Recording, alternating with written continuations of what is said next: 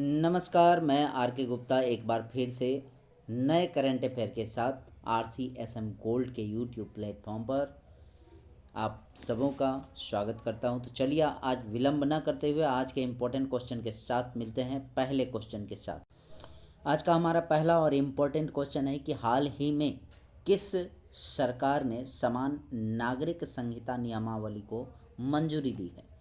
तो याद रखिएगा, इसका आंसर हो जाएगा उत्तराखंड। जी हाँ, बिल्कुल उत्तराखंड इसका आंसर हो जाएगा, याद रखिएगा। तो समान नागरिक संहिता की बात करें तो ये हमारे संविधान के अनुच्छेद 44 यानी 44 में वर्णित है और हमारे देश में पहले समान नागरिक संहिता गोवा राज्य में लागू है।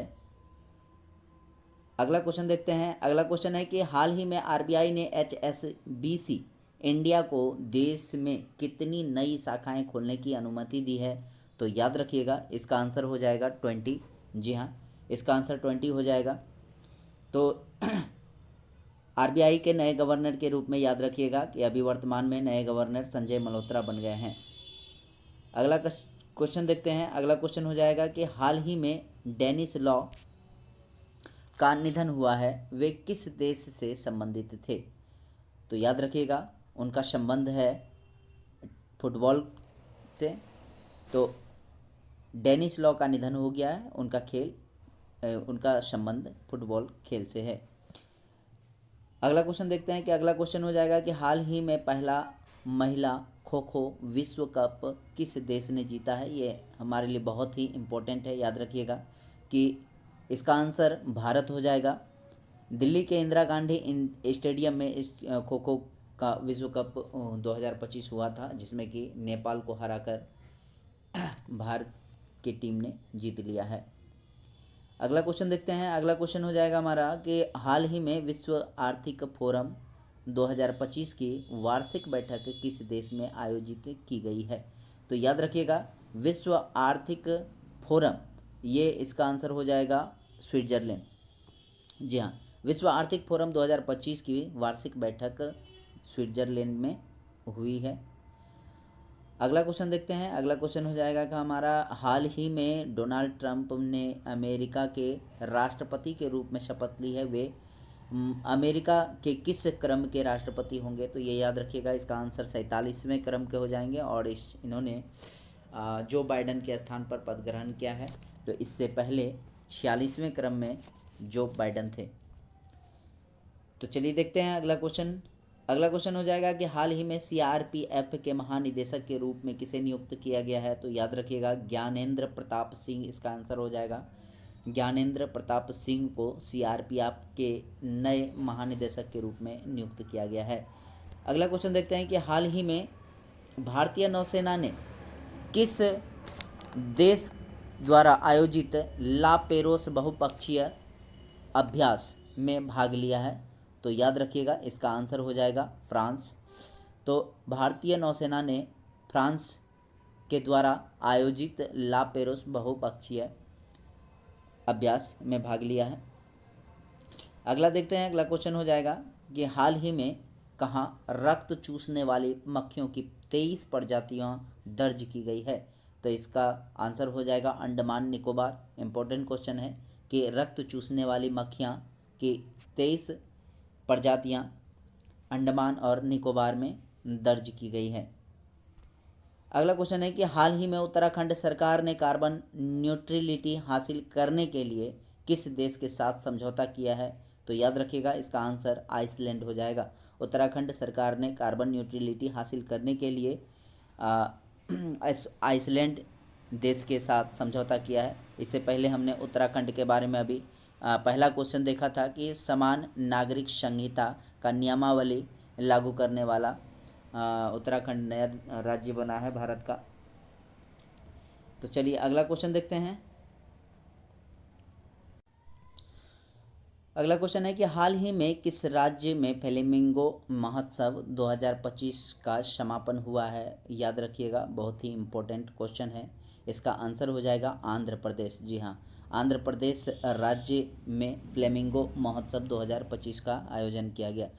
बात करें तमिलनाडु का, तो तमिलनाडु में थाईपुसम त्यौहार मनाया जाता है, जल्लीकट्टू भी मनाया जाता है।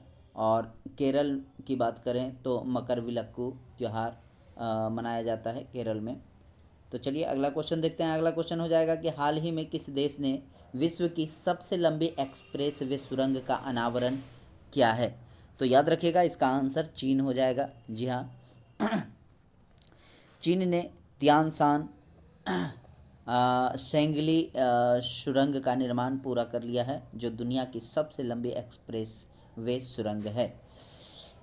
तो चलिए देखते हैं अगला क्वेश्चन हमारा। अगला क्वेश्चन हो जाएगा कि हाल ही में मणिपुर, मेघालय, त्रिपुरा ने कब अपना स्थापना दिवस मनाया है? तो इसका आंसर हो जाएगा 21 जनवरी। याद रखिएगा 21 जनवरी को मणिपुर, मेघालय, त्रिपुरा ने अपना स्थापना दिवस मनाया है, जो कि इन सभी राज्यों का गठन 1971 ईस्वी में हुआ था।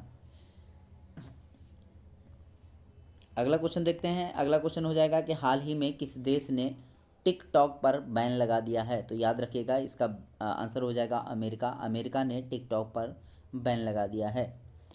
अगला क्वेश्चन देखते हैं। अगला क्वेश्चन हो जाएगा कि हाल ही में गेट्स कैम्ब्रिज इम्पैक्ट पुरस्कार 2025 की 25वीं वर्षगांठ में कितने विजेताओं को सम्मानित किया गया है? तो याद रखिएगा इसका आंसर हो जाएगा 8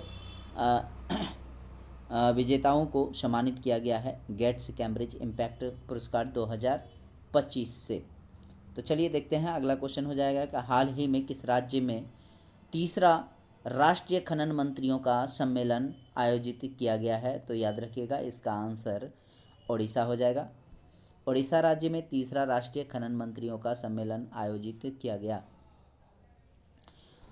हमारा अगला क्वेश्चन है कि हाल ही में किस राज्य सरकार ने वाहन स्क्रैपेज और रिसाइकलिंग सुविधा प्रोत्साहन नीति 2024 को अधिसूचित किया है?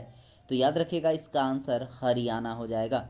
जी हाँ, हरियाणा सरकार ने वाहन स्क्रैपेज और रिसाइकलिंग सुविधा प्रोत्साहन नीति 2024 को लागू कर दिया है। अगला क्वेश्चन देखते हैं कि हाल ही में ब्रिक्स का 9वां भागीदार देश कौन बना है? तो याद रखिएगा इसका आंसर नाइजीरिया हो जाएगा।